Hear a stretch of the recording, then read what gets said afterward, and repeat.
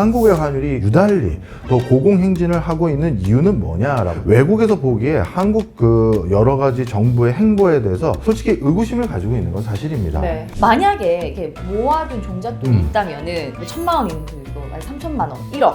일반적인 경제활동하는 성인들 입장에서는 1,000만 원이면 작은 돈은 아니지만, 그러니까요. 네. 그렇다고 인생을 걸 만한 뭐 엄청난 큰 돈도 아닌 건 그쵸. 사실이잖아요. 네. 이 1,000만 원은 한번 위험자산에 베팅하는 것도 좀 나쁘지 않다고 생각해요. 이미 우리나라에는 자가 보유율이 50%가 훌쩍 넘었어요. 그 얘기 무슨 소리다? 유권자의 절반 이상이 내 집을 가지고 있는 가구들입니다. 그죠? 집값을 떨어뜨리고 내가 당선되길 희망한다? 말이 안 되는 거예요. 좋은 주에 큐!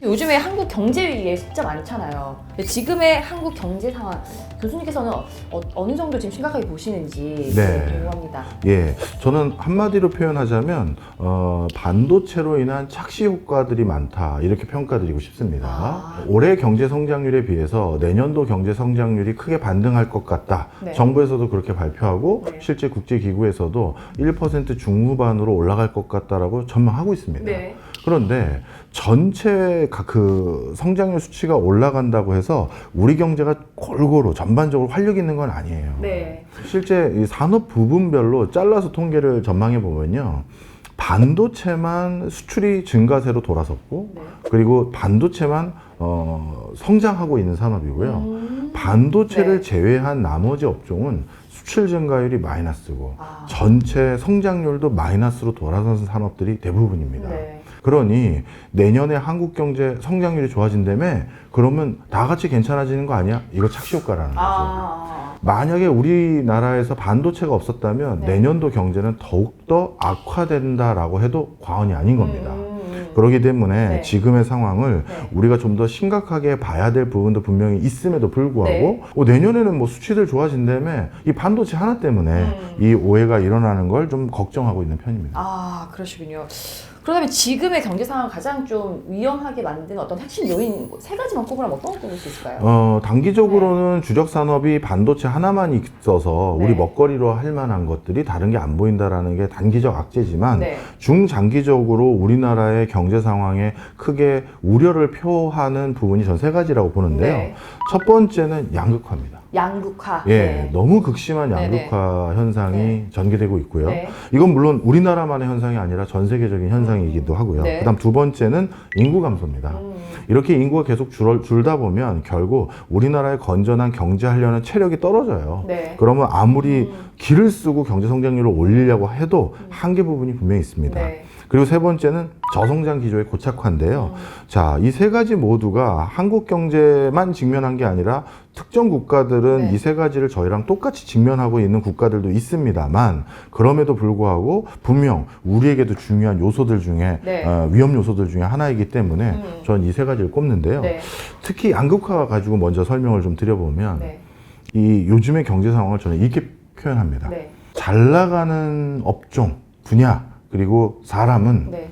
단군 일에 최대 호황을 구가하고 있는 상황인 것 같고요. 오. 그렇지 않은 쪽은 네. 야, 정말 너무 힘드네요 라는 말이 네. 저도 공감될 정도로 정말 너무 힘든 상황인 것 같습니다. 네. 그래서 이 양극화가 점점 고착화되고 심화되는 거, 네. 이게 이제 가장 큰 위험 요소 중에 하나고요. 네. 그렇게 되면 어떤 문제가 생기냐면요, 우리 중남미 국가들을 보면 내가 열심히 해서 따라잡을 수 있을 것 같고, 잡힐 듯 하면 사람들이 열심히 살아요.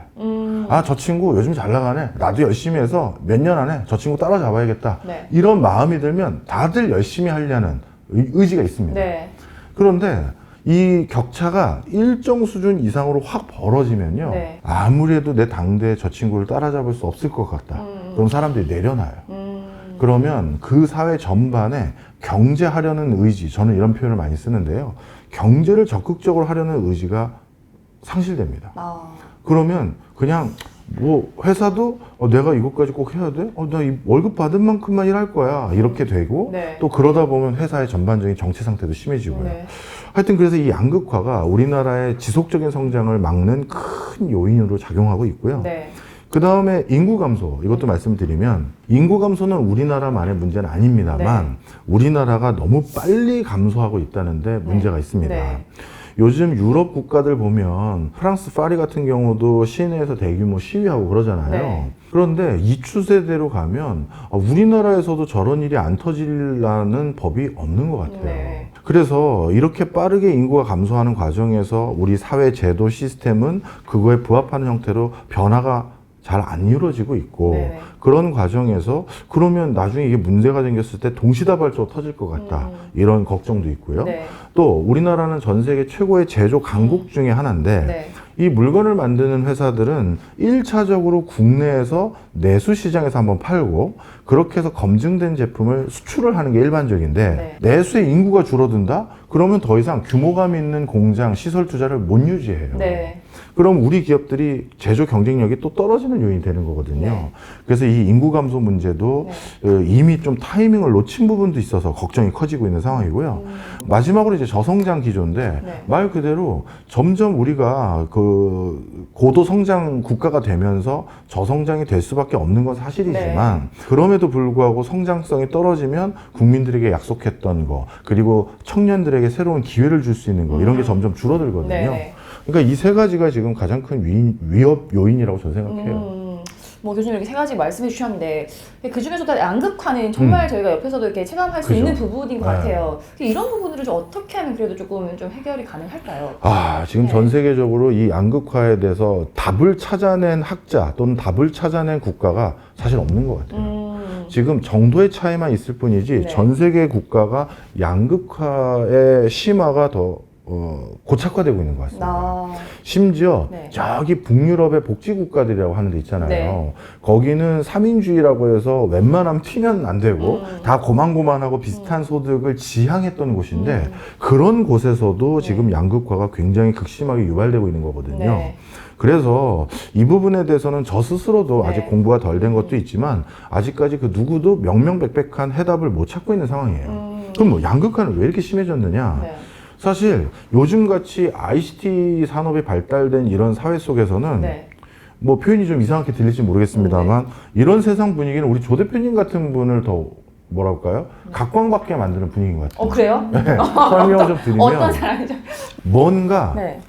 정말 좋은 아이템이 있거나 네. 사업 모델이 있거나 제품 서비스를 개발하면 네. 예전에는 그런 것들을 많은 사람들에게 알리는데 굉장히 시간이 오래 걸렸어요.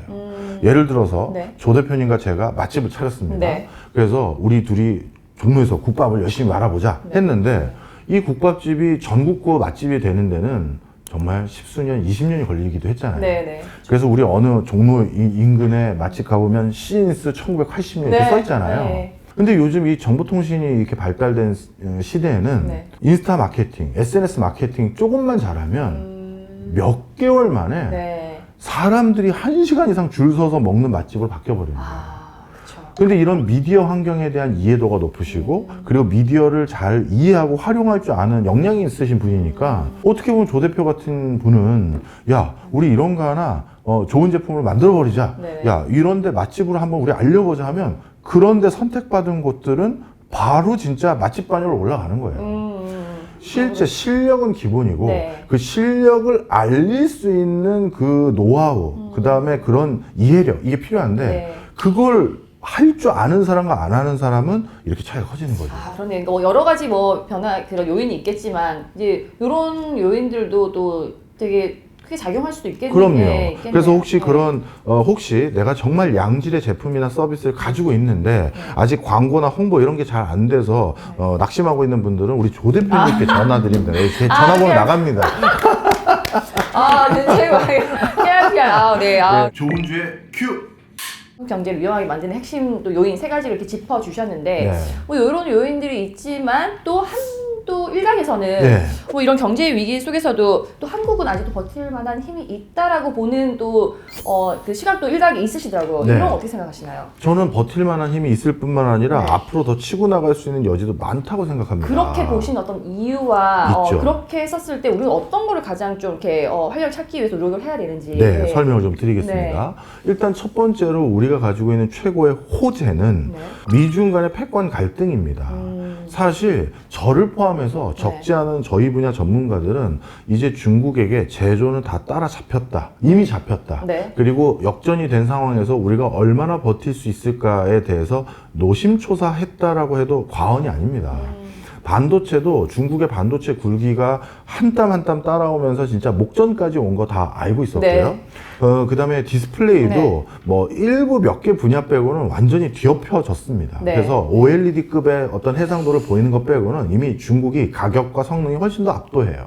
그리고 백색 가전도 마찬가지고, 그리고 석유화학과 철강 분야에서도 중국이 특수강 일부 분야를 빼고는 전부 저 가격에 어떻게 이걸 생산하지? 라고 생각할 정도로 훨씬 가격 우위와 네. 품질 우위도 네. 꽤 있는 면이 많아졌어요. 네. 그래서 우리나라의 주축이라고 할 수 있는 제조 여건이 중국에 확실히 밀려서 이제 우리 뭘로 먹고 살아야 되나 이 고민을 하고 있었던 찰나였는데, 네. 세상에 미중 패권 갈등이 더 불거지면서 중국산 제품이 해외에 전방위적으로 뿌려질 수 있는 루트를 우리가 아니라 우리보다 좀 더 힘센 미국이 막아주기 시작했습니다. 중국 반도체 사지 마.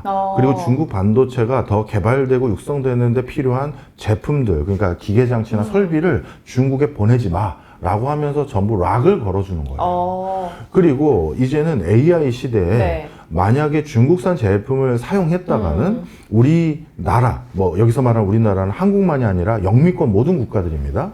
그 나라에서 전개되고 있는 여러 가지 흐름들이 전부 데이터로 묶여서 중국으로 흘러 들어갈 수 있다라는 우려를 다 하고 있어요. 네. 그러다 보니까 자연스럽게 데이터 센터 건립할 때도 중국의 기자재를 쓰지 말자. 그리고 휴대폰도 중국 거를 쓰지 네. 말자. 네. 그리고 백색 가전 위에 많은 것들도 중국 거를 쓰지 말자라는 분위기를 만들어 준 겁니다. 네.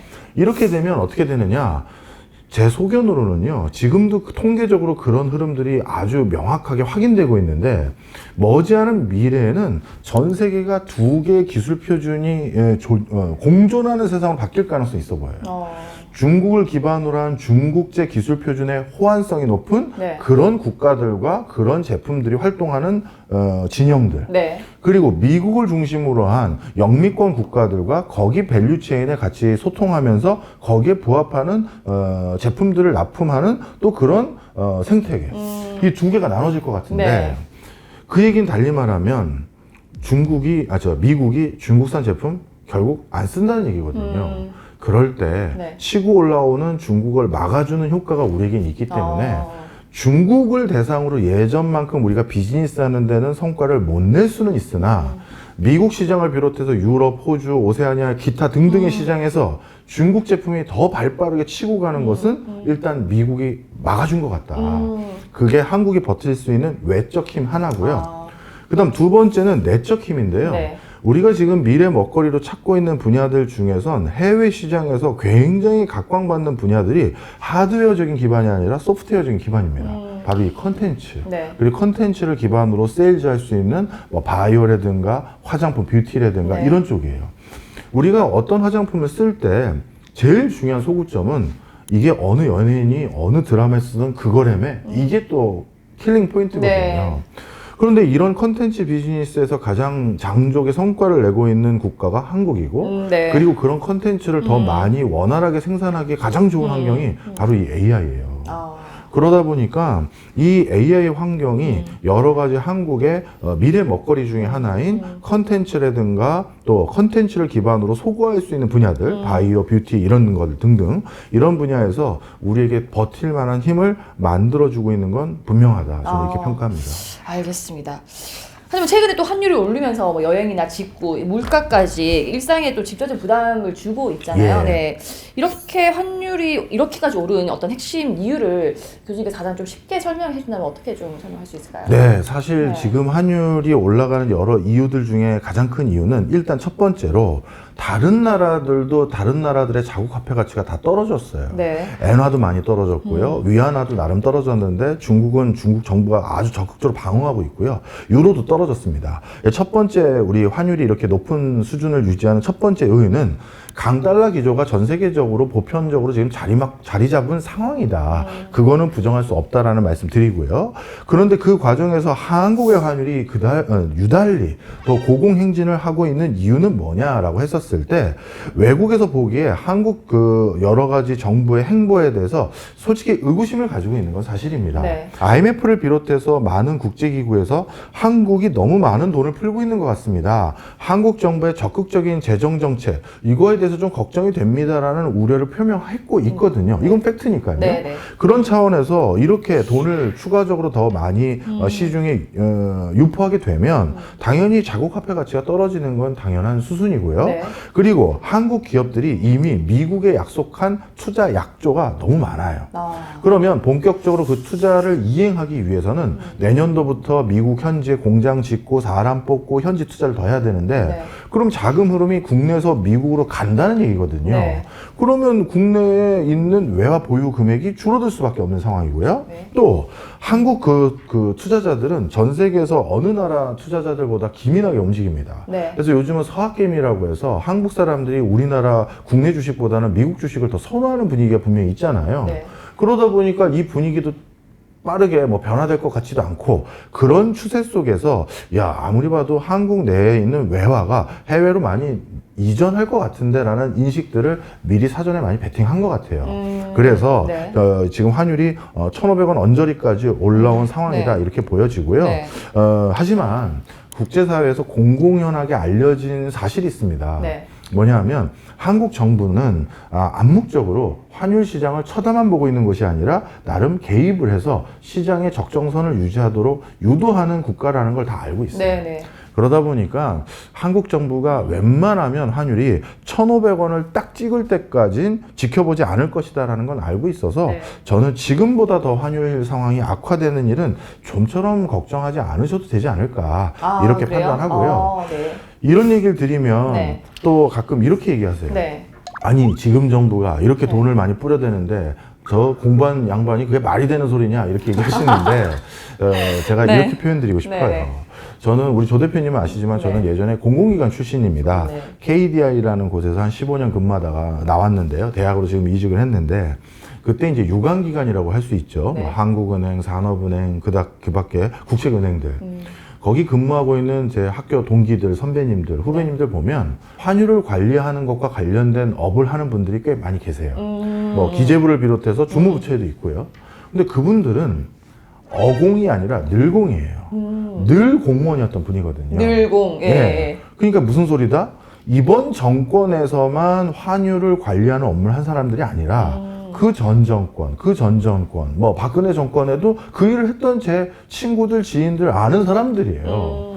그러면 그런 환율 관리라는 건 국가의 시스템으로 안착된 것이지 네. 갑자기 어느 정권에서 새로운 걸 해보자라고 해서 그 아젠다에 따라서 움직이는 그런 게 아니에요. 그러니 네. 우리나라 환율을 관리하는 데 기여하고 있는 공무원들의 역량과 노하우가 굉장히 숙련됐다라고 믿어주시고 네. 괜히 이제 환율이라는 건 투자할 때 중요한 고려 요소이다 그쵸. 보니까 예, 예. 뭐 이제 환율 더 올라가는 거 아니냐라고 생각하고 베팅하신다면 네. 저는 그렇게 권해드리는 편은 아닙니다. 그분들의 역량을 제가 잘 알거든요. 네. 1,500원 선을 넘지 못하도록 네. 끝까지 디펜스를 당분간은 네. 잘해 주실 거라고 저는 확신합니다. 확신까지. 네. 알겠습니다. 근데 그때가 언제쯤으로 봐야 될까요? 그래서 좀 안정화될. 저는 네. 내년 상반기까지는 이렇게 네. 불안불안한 환율대가 계속 이어질 거로 보고요. 내년 하반기가 갈수록 네. 환율이 좀 더 하방으로 재조정돼서 조금 더 안정적인 안정화. 국면으로 갈 텐데 네. 그렇다고 예전에 네. 1,100원, 1,200원대까지는 안 갈 것 같고요. 네. 저는 개인적인 소망은 1,300원 후반대 안착하길 바라는데 이러다가 1,400원 초반대, 중반대 안착하지 않을까 그런 걱정도 하고 있습니다. 그래 빨리 좀 안정화됐으면 네. 좋겠네요. 좋은 주에 큐! 또 교수님께서는 이렇게 돈의 흐름이 바뀌고 있다라는 또 말씀을 네. 하셨는데 또 요즘 같은 또 불안한 또 이런 경제 환경에서 이런 우리 자산을 지키고 좀 효과적으로 불릴 수 있는 어떤 현실적인 방법이 있다면 좀 어떤 조언을 좀 해주실 수 있을까요? 네, 두 가지입니다. 지금 전 세계적으로 국가의 재정 건전성을 유지하고 있는 나라 아주 심하게 말하면 선진국, 중진국 중에서 없습니다. 네. 그리고 국가 부채 문제를 효과적으로 관리하고 있는 국가 선진국, 중진국 중에도 거의 손에 꼽힙니다. 결론적으로 말씀드리면 지금 돈의 가치가 점점 희석되고 있다. 돈의 가치가 점점 떨어지고 있다는 게 당분간 자명해 보입니다. 특히 네. 미국과 중국의 패권 전쟁이 점점 가중되면서 그 신산업, 네. 신기술 그리고 국방력을 더 강화하기 위해서 미국과 중국을 중심으로 훨씬 더 많은 재정 투자를 할 수밖에 없는 상황으로 가버렸어요. 네. 그리고 많은 국가가 이미 표면적으로든 아니면 실질적으로든 민주주의적인 의사결정 구조를 지향하고 있습니다. 심지어 중국이나 다른 권위주의적인 국가들도 절차를 다 거치려고 하잖아요. 네. 그러면 그 얘기는 무슨 소리다? 이 민주화된 국가에서는요, 어쩔 수는 없어요. 유권자 표심을 얻기 위해서 정치가들이 제가 이것도 해드리겠습니다. 지난번보다 묻고 더블로 더 가겠습니다. 그걸 안 하고 유권자 표심을 어떻게 얻을까요? 그건 뭐 정치인들에게 유권자 표심 얻기 위해서 그런 얘기하는 걸 우리가 나무라는 거는 안 맞는 것 같고, 네. 그게 오히려 국가에 위해될 것 같으면 이렇게 퍼져가지고 나중에 국가 살리면 어떻게 되겠습니까? 걱정되면 우리가 안 뽑으면 되는 거예요.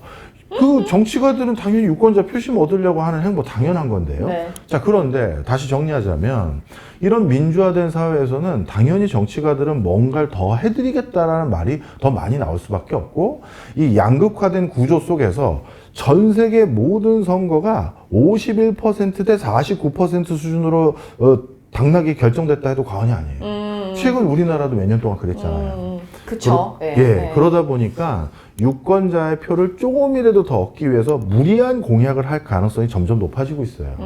자, 이런 모든 걸 다 종합했을 때 결국 돈을 더 국가들이 많이 쓰게 될 요인이 많아지는 거죠. 아, 그렇게 또 이어지네요. 그렇죠. 네. 그러다 보니 네. 결국 현금 비중은 가능하면 줄이시고, 요즘처럼 에브리싱 랠리라고 불릴 정도로 모든 투자 자산 시장이 다 가치가 오르는 건 아니겠지만 상대적으로 현금보다는 뭐가 올라도 오를 가능성이 많습니다.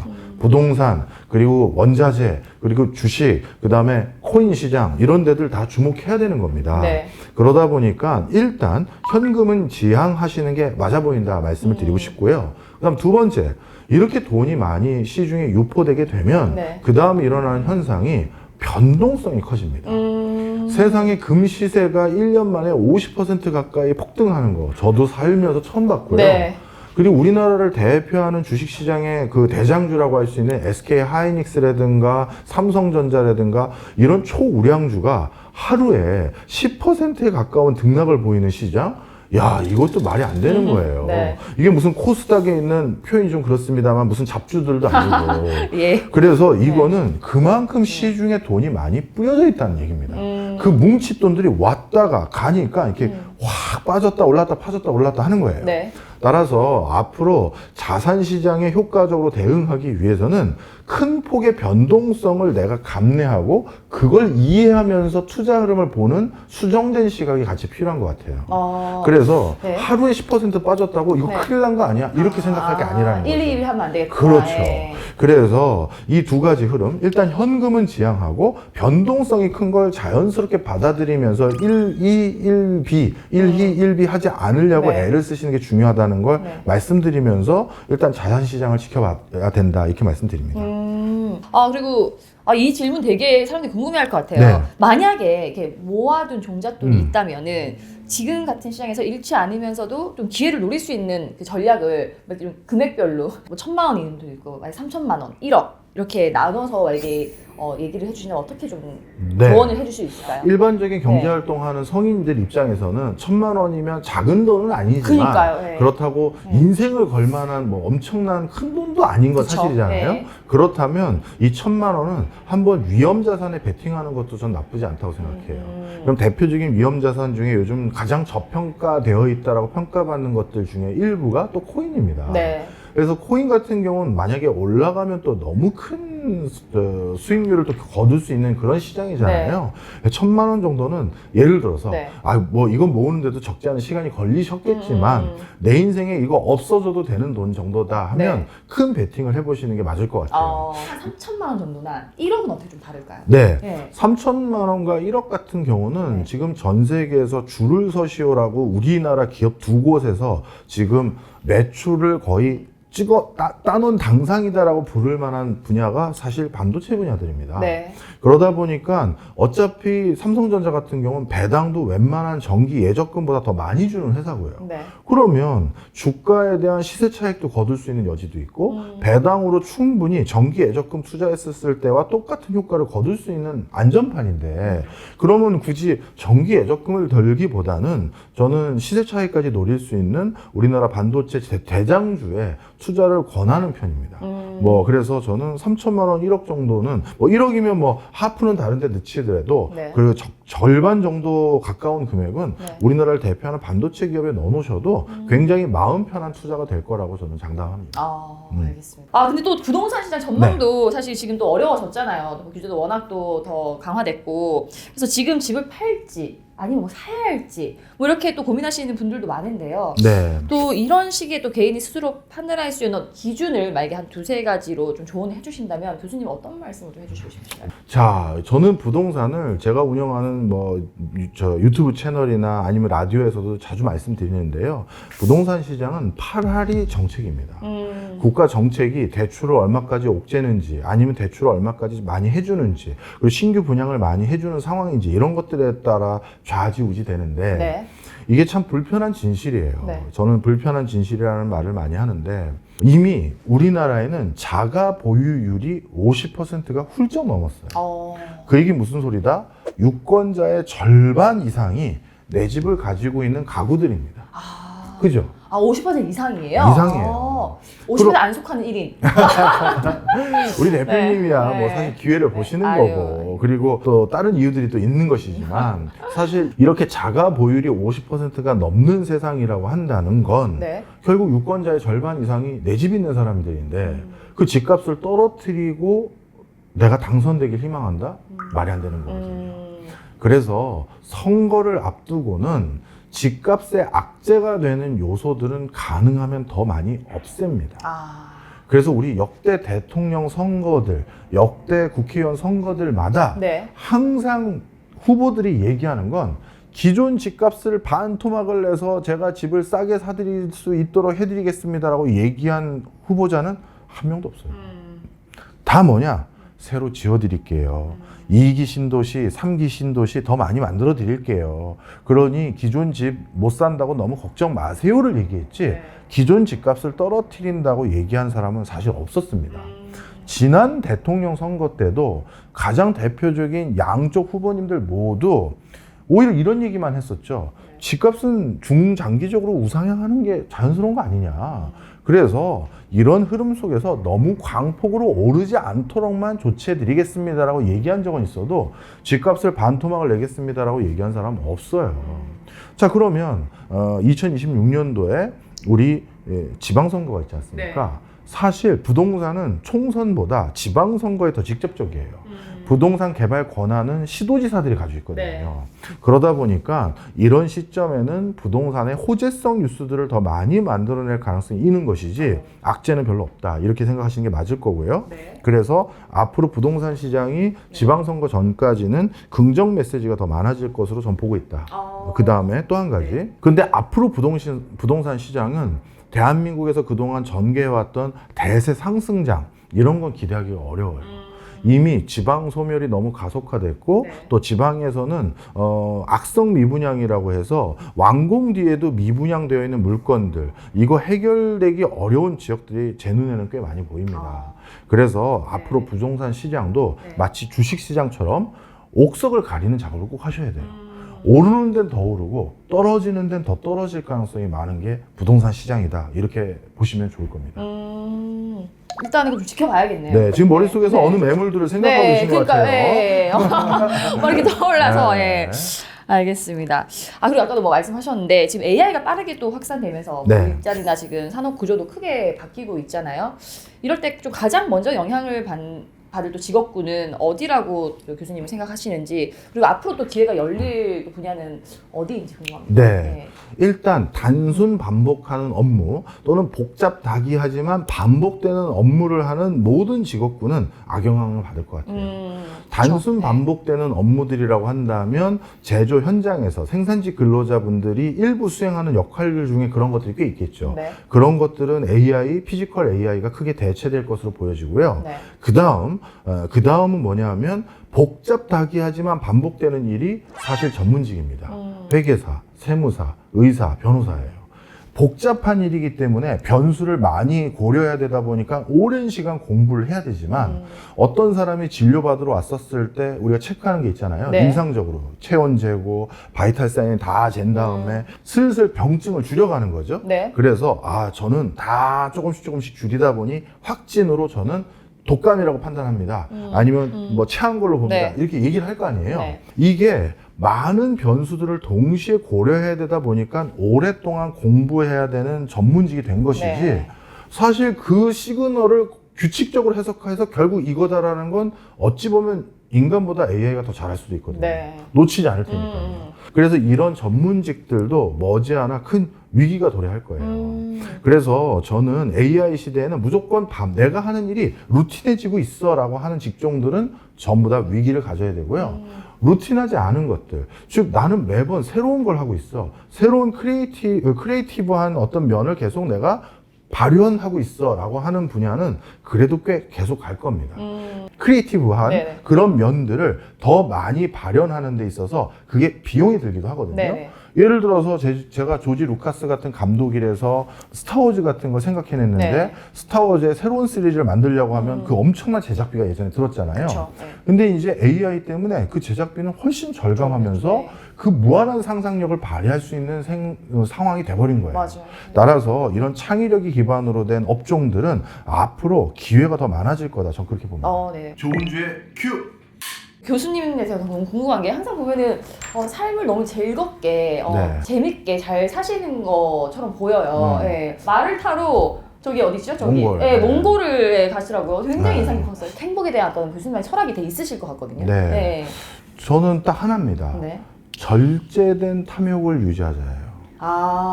절제된 탐욕을 유지하자. 예. 네. 자본주의 사회에서 어떻게 탐욕이 없을 수 있어요. 네. 내가 더 갖고 싶다, 더 많이 알고 싶다, 네. 더 많이 알려지고 싶다, 더 많이 뭐 팔고 싶다, 많잖아요. 그런데 그 자체로 불행이 더 싹트고 무리함이 생겨서 그것 때문에 남들과의 관계가 틀어지거나 나 스스로도 망가지는 경우들이 너무 많아요. 그래서 탐욕이 없을 수는 없어요. 사람인지라. 하지만 그 탐욕에 절제를 해야 된다. 사실 저는 절제된 탐욕을 유지하는 나름대로의 노하우가 네. 원래는 천문학을 많은 분들에게 권해요. 천문학을요? 예, 왜냐하면 네. 이 우주의 어마어마한 유구한 역사와 네. 그리고 우주의 이 엄청난 공간과 이 곳에서 우리 지구라는 건 정말 미비하고 그 지구 위에 한 사람이라는 건 이 우주의 역사에 비하면 정말 찰나라는 표현도 부족할 정도로 미비하거든요. 이런 그 미물인 내가 다 더덥다 이런 생각들 일부 할 수 있을 네네. 정도로 약간 그러면 다 부질없다 이런 생각이 들어요. 네. 진짜 겸허하게 되고 겸손해집니다. 네. 그리고 거기 있는 어느 자연물 하나도 저보다 다 나이가 많을 거거든요. 그렇지 않습니까? 네네. 그래서 그런 것들로 그냥 스스로 겸손해지는 기회들도 많이 삼아요. 전 추천해드립니다. 네. 좋은 주의 큐! 네, 오늘 박정현 교수님 모시고 다양한 이야기 나눠봤는데요. 마지막으로 교수님 네. 앞으로의 목표와 계획 궁금하고요. 이 교수님께서는 앞으로 어떤 사람으로 좀 기억되고 싶으신지 궁금합니다. 저는 많은 사람들에게 기억된다는 것 자체가 이미 부담입니다. 저는 생각보다 그렇게 대단한 사람도 솔직히 아니에요. 겸손한 척을 하려는 게 아니라 네. 진짜 이미 저는 제 분수를 넘는 호사를 누리고 있다고 생각합니다. 그래서 솔직히 조금 더 기여할 수 있는 제 수준에서 기여할 수 있는 일도 찾아보려고 애를 쓰고 있고요. 그리고 또 한순간 또 이렇게 오판하지 않으려고 애를 많이 써요. 그래서 그런 것들 좀 마음 다잡으면서 네. 재밌게 살고 있고 뭐 그러고 지내려고 합니다. 특별한 그러니까 계획 없는 걸 너무 예쁘게 포장했네요. 저는 언제 나오시나 앞으로 계획이 어떻게 나오시라고 했는데 아직 그러니까 지금 예. 사고 안 치고 열심히 살아보겠습니다가 이런 계획입니다. 알겠습니다. 재밌게 또 사시고 예, 저희가 지켜보면서 응원하도록 하겠습니다. 알겠습니다. 네. 네, 지금까지 경제 전문가 박정원 교수님 모시고 이야기 나눠봤습니다. 고맙습니다.